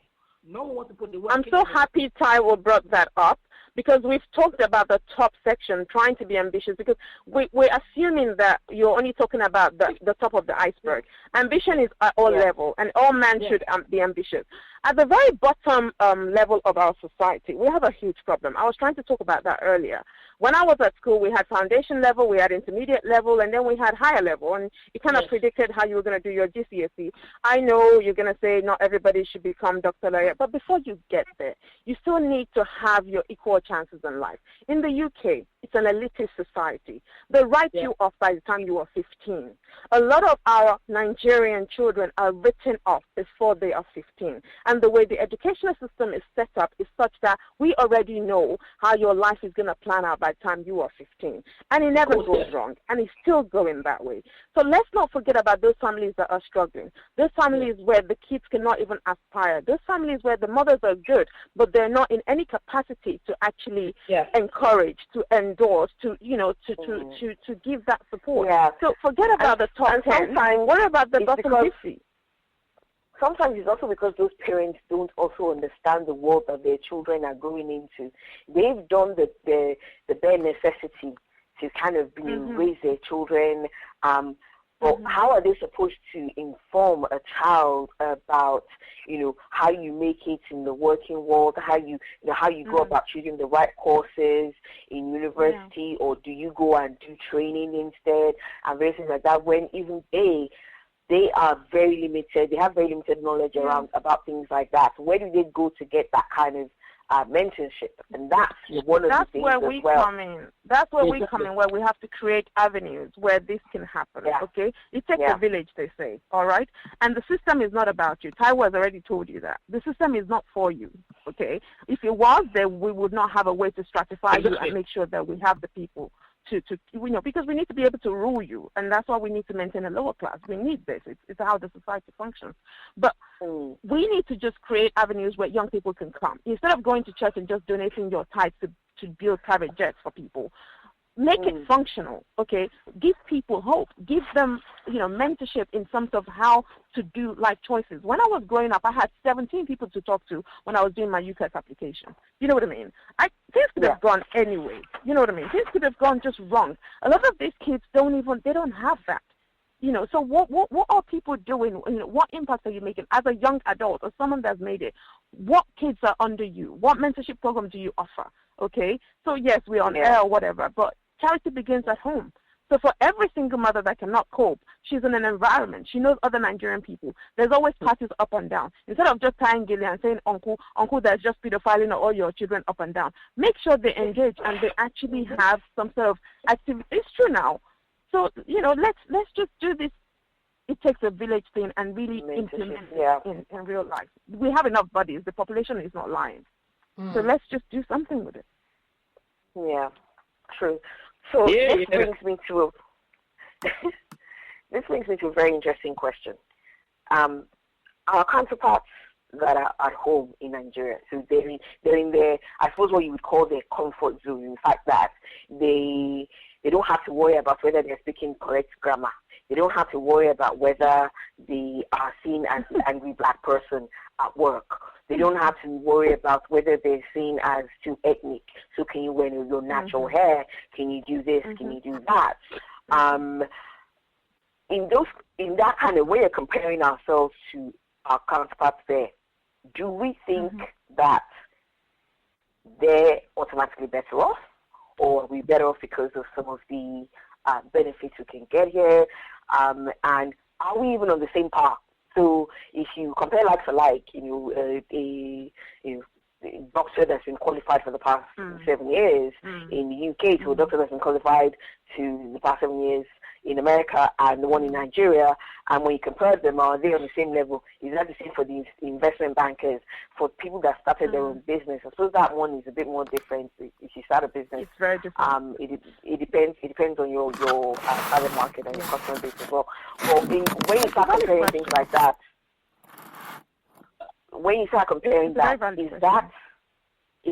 do we think we're on the same level as our other counterparts? So, Dolapo, I think it's a different path. Sorry. How do you mean the same level? Level in the sense of like the same spending level in the sense of stress level on the same No, not even stress level. Oh, God. When you even think of the traffic in Nigeria enough, that stress level is even there. I'm talking about level in the sense that have you achieved as much? Have you mentored as many people? Have you, if you're a doctor now, have you saved as many lives? Have you had an opportunity to be the top of your game? Do you come up with new surgical techniques, or are you completely different? So just levels in the sense, it's not just about money. Well, I mean, if I was to go by my counterparts, because when I was, first of all, I was in the U.S. for about 12 years, and I went back home to Nigeria around 2000. And I was in Nigeria for 5 years, and I worked in the banking industry, and then I had my own business. Now, if I'm to compare myself with my colleagues that were in the bank at that point in time, then maybe today I probably should be at the very least a GM in a bank. At the very least. Okay. And that will be considered to be very, very comfortable in Nigeria.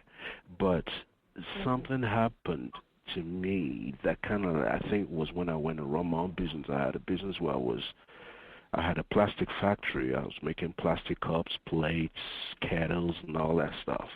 And it got to a point where even though I had money coming in, and I had a generator that I used, a 250 kVA generator, which is huge. So I was using almost 100 liters of diesel every 2 hours. But I still was paying almost $180,000 every month to the NEPA guys so that they won't cut me off. Yeah. Okay. So it got to a point where I said, you know what, my sanity was what I really needed more than the money that I was making. Absolutely. So you get to a point where you decide whether, you know what, do I just want to be comfortable and be happy and build memories with my family? Or do I just want to be in this rat race and just keep making money and keep doing things? And I chose the former, which is why we moved to Canada. Now, you want to say, but that's a developed nation now, so that's a rat race. Yes, it is. But one thing I did, like I told my wife, was, you know what? I am not interested in trying to aim to have an income of $1 million. If it comes my way, I'll take it. But right now, these kids are growing, and the one thing my parents did with me is what I want to do with them is build memories. No matter how comfortable my parents were, all I can, because my dad is now passed, all I can think of when I think of my dad is the memories I have of him. Him taking us on a long trip to the Ghana on road. Him taking me to England. Those are memories I want to build with my children, because that in itself is part of education in life, and that is what will open them up to the possibility of what life itself can give you. So I'm not really into that. I wouldn't even compare myself with Nigerians at all.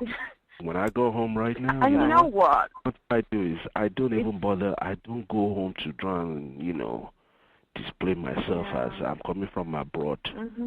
My boys back home are the ones who buy my drinks, and I will sit jejely and accept the drinks. We have Yeah. 30 minutes really left to the end of the because- show. Sorry, just 1 minute. I just need to touch base with the people who've been following us, listeners, readers. People have been typing on social media, and I'm just going to read out a couple of the comments that we have, if that's okay. Please go ahead, Rachel. We have Esodoye. She said, I agree with the lady who said the opportunities here in the Western world are not as much as they are in developing countries. That's yourself. I actually don't know your name. Sorry, I want to say Miss Emirates. What's your name? Oh, my name is Banker. Banker, okay.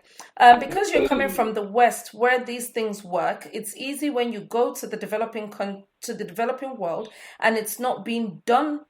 And it's not being done, and you see the opportunity. So I guess what she's trying to say is that there are way more opportunities in developing countries, because obviously in the developed country, as the name suggests, it's already developed, right? It's already done. She goes on to say, in the developed world, most startups are trying to make an easy life easier. So a Nigerian who hasn't even seen easy life won't be thinking about easier, will just think easy is good enough. Then we have comments from someone on WhatsApp who's saying, yes, the comfort zone, but not as it used to be. A lot of the people are coming home from abroad and are demanding better standards now compared to the way things used to be before. This is making Nigerians up their game. So, these are the comments that we have. Back to regular programming. Over to you, Bimbo. Okay, great, thank you. So, Taro, Yes. what's your thoughts on your counterparts in Nigeria? So let's just say that you take whatever profession you do, or whatever dream profession you wanted, or maybe something you've done before, and you look at your counterparts in Nigeria. Do you think that they're doing better? And if so, why? I would say they are actually doing better, right? Because, one, in Nigeria, right, it's not just your daily bread income that will earn you money. There's still business that you can also that will give you money. Right. But in this country, right, if you're tied to what you know, if you do 95 jobs, that's it. And you get no extra income from nowhere, except if you do like 419 also. You can go with that. But in Nigeria, there's a legitimate business that will give you that will give you extra bit of cash. But like my mama and my late dad, we always say, they say, if you know what you're worth, money won't be an object. It's when you see, carry me, I want to be like Mr. Jones, I want to be like Mrs. Jones, they start showing off, I start living above your means, then you start struggling. I'm quite happy with my job, enter my house, pay my mortgage, eat my food, close my door, full stop. But in Nigeria, people are very ambitious. They're going to turn up every Friday night, It has to be on point. So, fine boy, Quillox ain't cheap. Quillox is not cheap.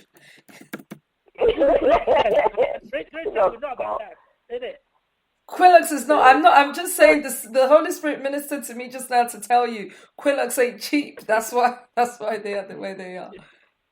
I've been hearing about this Quillox. I've never been before, so your people need to explain some of that stuff to me. No, don't even worry. You're not missing nothing. Appreciate I'm sure I'm not. Banker, your counterparts in Nigeria, do you think that they are doing better or worse off? And if they are or not, why do you think that is? I think my counterparts in Nigeria, it's very difficult because I'm a clinical pharmacist by trade. I specialize in neurology and pediatrics. That's virtually non-existent in Nigeria, okay? And so, I'll probably be in Nigeria dispensing. So they've already lost even in UK, it's hard. You know what I mean? Even in Nigeria, even in UK, it's hard. A lot of people just think that you dispense medication. So let me just compare myself when I was in the UK and myself in the United Kingdom. If I'm in Nigeria, by the way, I'll have to be part of a rich family that can own a big factory or, something like that, which is far-fetched. It's not something I can compare myself to. So I don't think I'll be better off per se, but I'll have to be entrepreneurship. Like, I'll have to develop other ideas. So you're forced out of your vocation, which is not me. I love my job. Now, me 10 years ago and me now. Me in the UK, I loved my job. I was happy. I was mediocre. I was in the NHS. I was just going to be waiting for promotion, and I would have never thought of going into healthcare management, which is what I do now. I still go to my ward rounds. I still see my patients, but now I'm into quality management. Now I'm aspiring to be to be a C-suite aspirant. You know what I mean? That would not happen in the UK. So just to be very, very blunt and short, I don't think I would be as ambitious in the UK as I have been able to be in the United Arab Emirates. Again, because of the opportunities. Why? There are less people that do what I do, and I don't have to compete. And if you were in Nigeria, you wouldn't even have your job at all. I wouldn't even have my job because they don't even have facilities that can allow me to treat patients.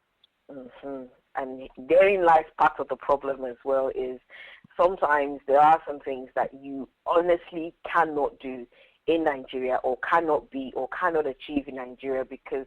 But the argument is that you would then be forced to do something else. That's what the gentleman was trying to say. Are you prepared to then hustle half of your life away? I don't want to do that. I like my quality of life. I'm trying to see you in the water market selling fabric, or I'm trying to see you doing it's doable. No, not necessarily.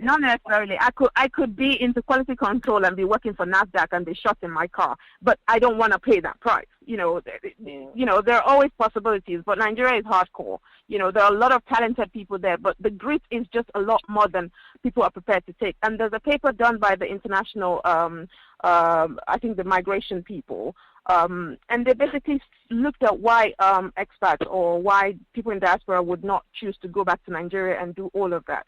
It's because they chose the quality of life and the work-life balance in the West as much as the sanity as well. So money is not everything. Some of our Nigerian counterparts are richer than us, but sometimes maybe the life expectancy that I'm hoping for myself is attractive. So I like life, so I'm choosing life. Okay. Rachel, I just... your thoughts. Sorry, there was just a comment that just came up on here before Essay once again says, so Essay is in... Essay, I'm sorry if I get this wrong, but she's in securities, but... IT securities, basically. IT, technological infrastructure securities, stuff that don't let you hack into banks or see other people's bank accounts, etc., etc. I think she also knows how to hack into a bank because I don't know anything about that. I can neither confirm nor deny. So basically, she says, she said, my counterparts in Nigeria. Look, you know what? I needed to just hack into my UBI account to stop sending me statements when I have no money there yet. That's all I need. So she says, but she doesn't work for a bank, but she works for securities, basically. She's saying, my counterparts in Nigeria are minimal, and they all work for banks, and I don't think they earn as much as I do or get to play with the tools that I get to play with. So this is going back to what Banker was saying in terms of infrastructure, or if there would even be tools or equipment to do the kind of job that she does. And I think that would be the same for SS case as well. In terms of my counterparts... That's what my brother does, and that's true. In terms of my counterparts in Nigeria, I think that actually...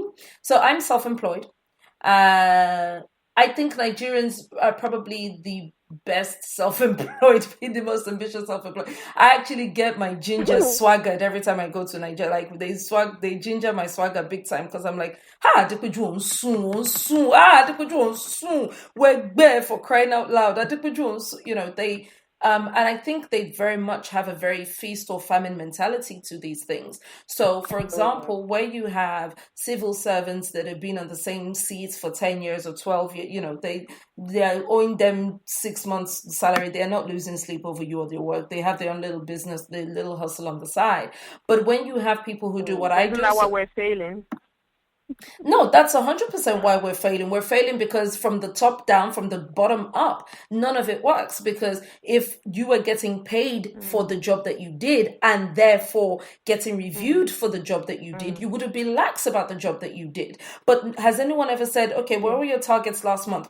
Go to the embassy or wherever it is that they get passports from and everything. Come and see files up to the ceiling. No one's doing anything. So I think self-employed people certainly are probably some of the most ambitious people that there are. But I don't necessarily think that Nigerians are good at grinding. Like, I'll do the same thing with maximum effort every day. This is what I do. This is just what sleep, wake, dream. Nigerians are good at hammer, like man, one deal don't enter, that deal one billa, I sabi one guy, that guy now him bring that deal. But I don't think we are necessarily good, and I don't think it's a case of being good. I think like what Dolapo is saying, if you were to grind daily, like I am a plastic mogul, I mogulize, I made my money from plastic. You for don't craze Tete, because it's not built up to work for sustained periods of that level of stress. That's why we have people. It's only in Nigeria that I've heard of slumping as a disease. Oh, he just slumped and he didn't wake up. Or he just slumped. He was playing basketball and he just slumped. Dying from stress. There's a lot of, you couldn't keep a sustained level of what I do. Like, I grind every day, but that is because there's lights. When I turn on my laptop works. When I turn on my, when I need to make a call, my phone works. I'm not worried about my credits. I'm not worried about when I ask someone, if I send brochures to the printer and they tell me it's going to be printed by Friday at 2 p.m. It is going to be printed by Friday by 2 p.m. and they will send it via Royal Mail to the address that they're supposed to send it to. I don't have to go to the printers and say, but can you done now? But you've been in most of wait for 7 hours. Do you understand? It's not. But there's also opportunity in that. There's a lot of absolutely. There's when opportunity. you really do good work in Lagos, you can spot them. I have some few friends that I feel like they're so visible to you because they're not like the norm. So but the problem is the system, they're not always rewarded. The system, like Rachel is saying, everyone wants to hammer. So really and truly, if your grit is right and you're not a cowboy, you can make it. But the system can also frustrate you. So I think it's very difficult to keep up that level of tenacity 247. I think it's very difficult to be that ambitious 247. I think there's short bursts of ambition. I think there's short, oh my gosh, I'm going to make it, this is the year. And that's why there's so many of us in churches and mosques, and this is my year of triumph. Because if you actually had to think of the work that you needed to do to get to that level, which is quite easy to get to here or any other place in the world, or more because it's crazy. Do you think they're better off, though? Do you think your counterparts are better off in Nigeria? Better off what? You financially? The only reason why I think they might be better off is because labor is cheaper. They have a gate man, they can have a housemaid who's going to go to the market, they have a driver, they're not the ones, how much is Uber, they have somebody. Labor is cheaper, so it seems like they necessarily have an easier life because they're not doing a lot of the heavy lifting by themselves. But I actually feel like mentally, because you don't package. Precisely. So for me, I have no problems. I have no problems going out with my Samsung S5 because there's nobody in this country looking at your phone, because at the end of the day, we all know that it is contracts. Everybody knows that if I wanted a Samsung S7, I could get one. The phone that I'm holding is not an indication of my wealth or lack thereof. If I'm holding this phone, it is just because this is the phone I want to hold. When you're in Nigeria, that's where you see people covering the brand of the, they. So this is what I think. Are they better? Yes. They have a lot of people doing the heavy lifting for them. So it seems like they are not as stressed as in husband and wife situation where in this country is there's no husband, there's no wife. Or is who gets home first will open the fire and start cooking. Is who gets home first will carry broom and start sweeping. You can't say I'm gonna do a 50-hour work week and then because I'm the woman, it's still me that will carry broom. My dear, that's the reason why we bought the Dyson. Please, it is bagless. It will not stress you. Please carry it and hoover. You understand? They don't have that. There are still Nigerian men who are well within their rights to open their mouth and say, I don't eat 2 days old soup. And if he wants to say it, he can say it. No problem, because at the end of the day, it is... in all fairness, he does put the money down. Yeah, A, he puts the money down. Don't. B, the Sikira is going to the market. So all she's literally... And say, okay, so now that you've brought the pepper, why don't you put it on my head? Of course, you need to grind it. Of course, you need to. So...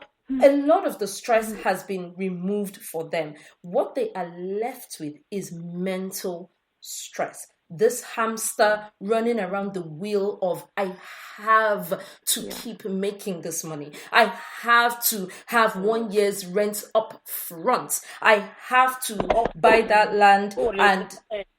I'm sorry, say that again, please. I think that was Tyrell. Of course, you can't be sleepy. You can't be caught sleeping.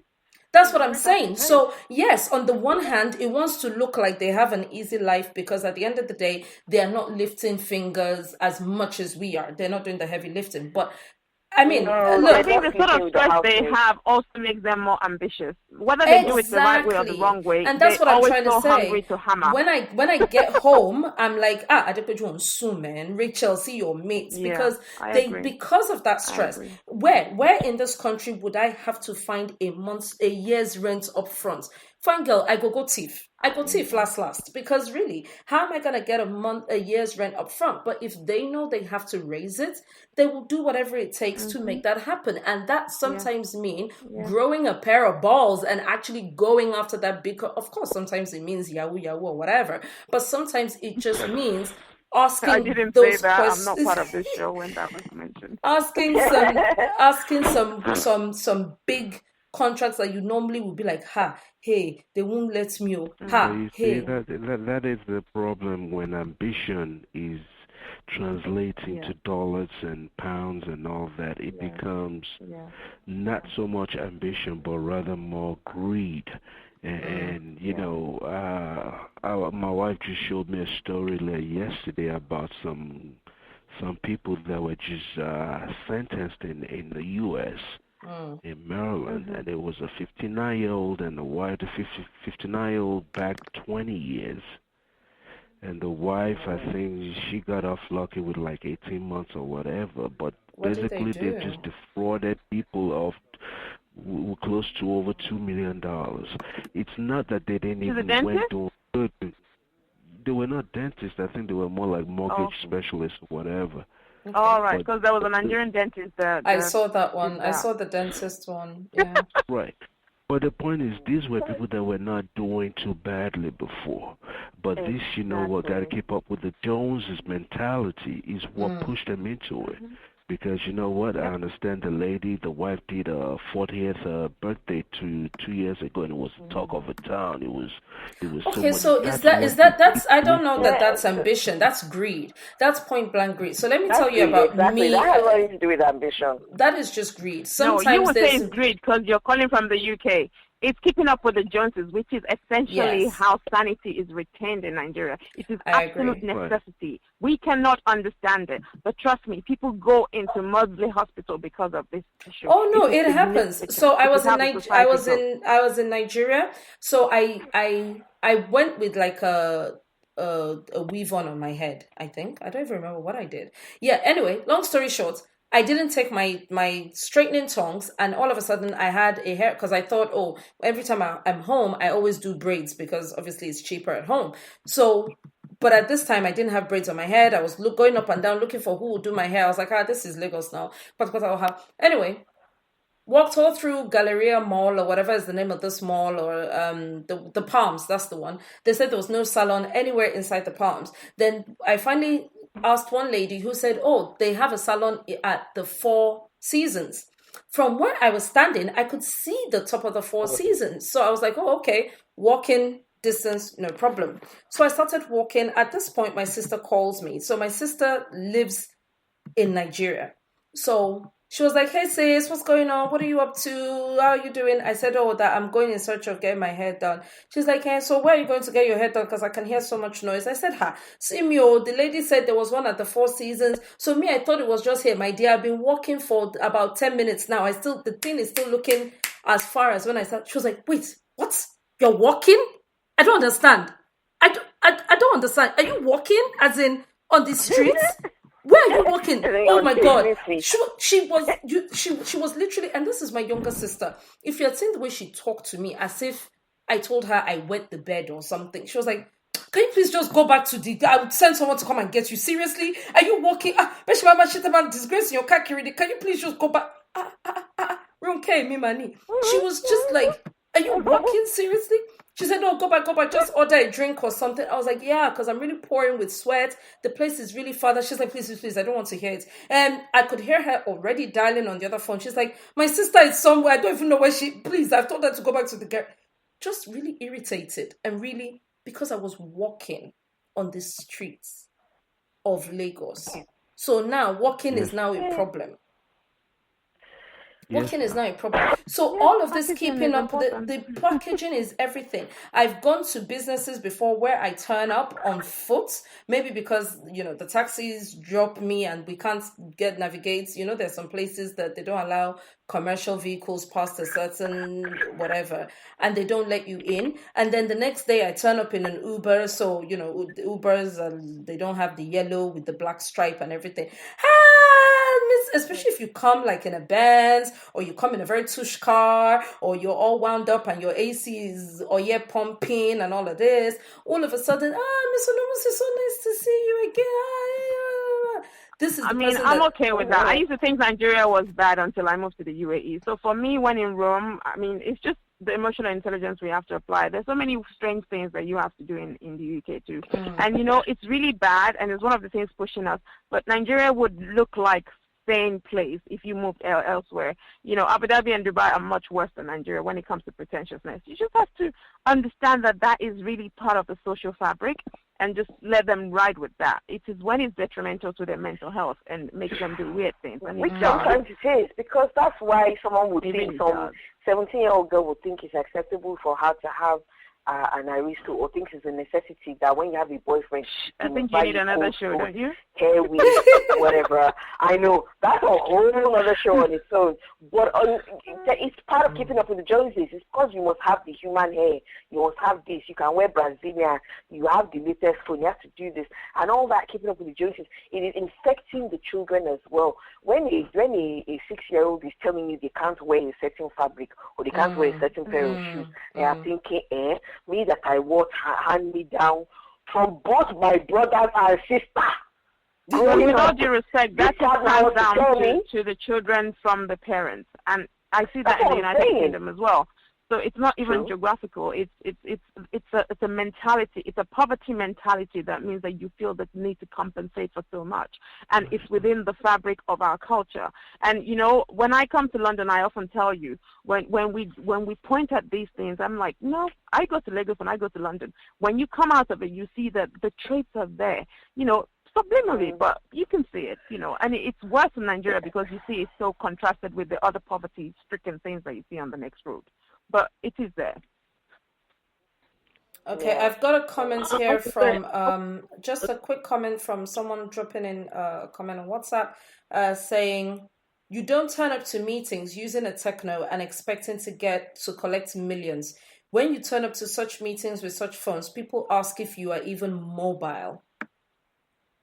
I have had to board a bus. I've had to board a bus to Obalende and then take Uber from Obalende to the meeting location in VI and Lekki just to come across as credible. In Dubai, you will never get the gig. You'll never get the gig because there's a saying that you cannot turn up in flip-flops and expect me to treat you like you're wearing loops. They won't do it. So, I mean, for me, you have to dress the way you want to be addressed. And if you know you're in a pretentious environment, you just got to play that game. So much so that even if you look young, people are not going to give you a gig.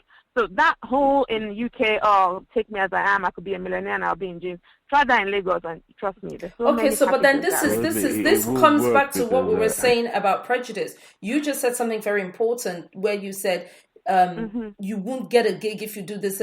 Trust me, if you had a certain, so you have to dress in a certain way to get a certain gig, right? And it's the same thing. It won't work in the UK if you do certain things. So we're coming full circle back to, we need to train these kids. We need to let them know, listen, this is not just getting the job. This is how you keep the job. This is how you rise through Rachel, these ranks. Trust me. See, I know what I do even with my family. Growing up in London as a Yoruba girl in East London was tough. Bimba would tell you. It was hard to even build friendships and retain. If you come to me, even as a boy, to chat me up, and you cannot talk in... sorry?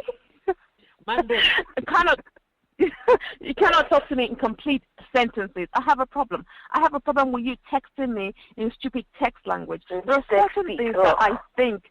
that I think that we have lost the art and the craft of being decent human beings. And I think you don't have to sell yourself short. Yes, I'm Nigerian. I happen to like being Nigerian, but I will not fit into your stereotype of me being substandard, of me having poor linguistic skills. The way I speak my Yoruba is the way I like to speak my English. I like to be understood, and I do not compromise my language for anybody. I have proper Arauke accent. I'm telling my Yoruba like that. You have to like it. Do you understand? And my English is proper.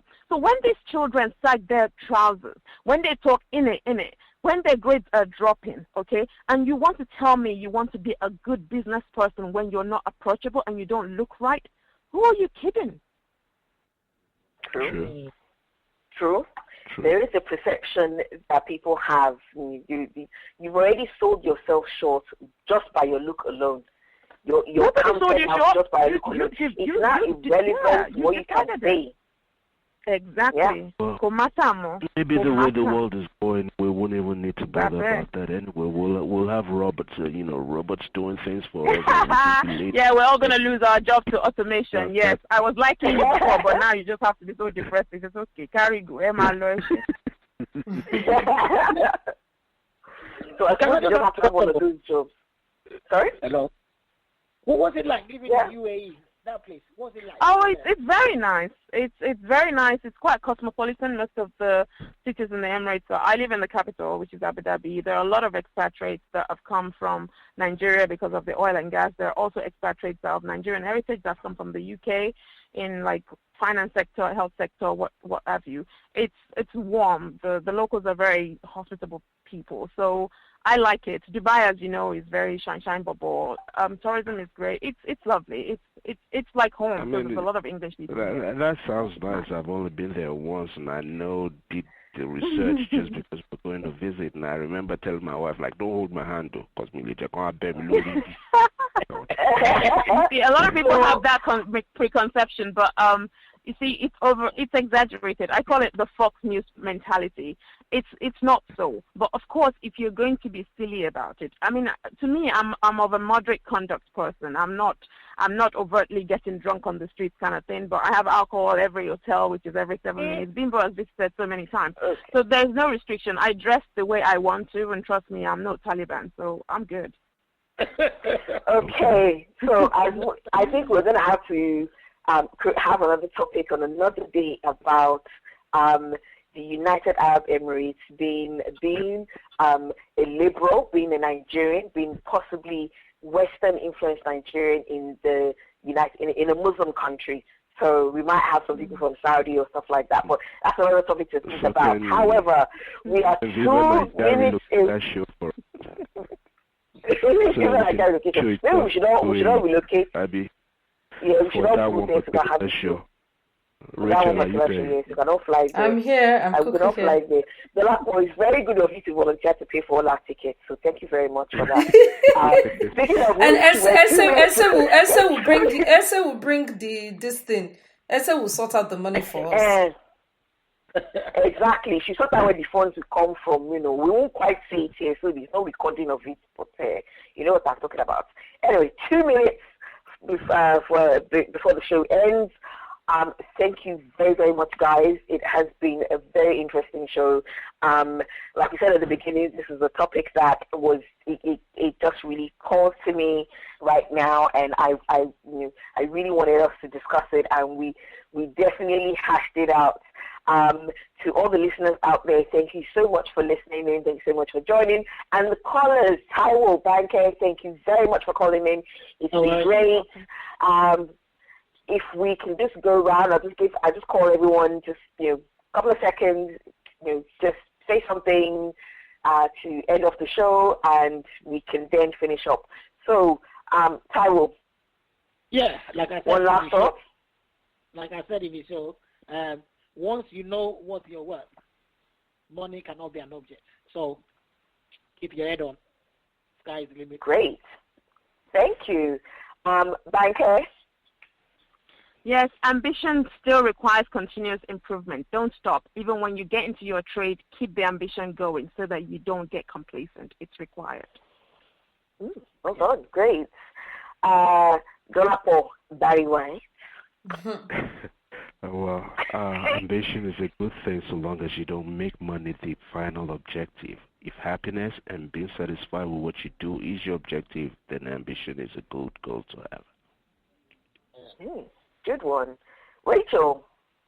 Ambition is a good thing. I think it's a fantastic thing, but I think it's not just important to work hard. You have to work smart. It's not enough to swat and be the best in the class. You also have to work out what you do with all of that knowledge, what you do with all of that accolades that you've gathered. There's no point having 10 degrees sitting and lining up your wall, and then you say, this country doesn't give room for progress. Make your niche. Carve yourself out of the rock if you have to. Take that ambition that you took all through academia and put it into your working life, because all them degrees mean nothing if you don't do anything with them. Equip yourself, educate yourself, get better, and just have a life that makes you happy. Great. And have holidays. And have holidays. Trust you. Get out of the UK as much as you can. Thank you very much, everyone, for joining the call today. It's been a great show. Join us again next week for the Talking Drum. But first, you have to listen up on Friday for Aproko Hour, where we like to put the word to rights. And that's just Fridays at 7 o'clock, same channel. Good night, everyone. Bye-bye. Good night. Good night.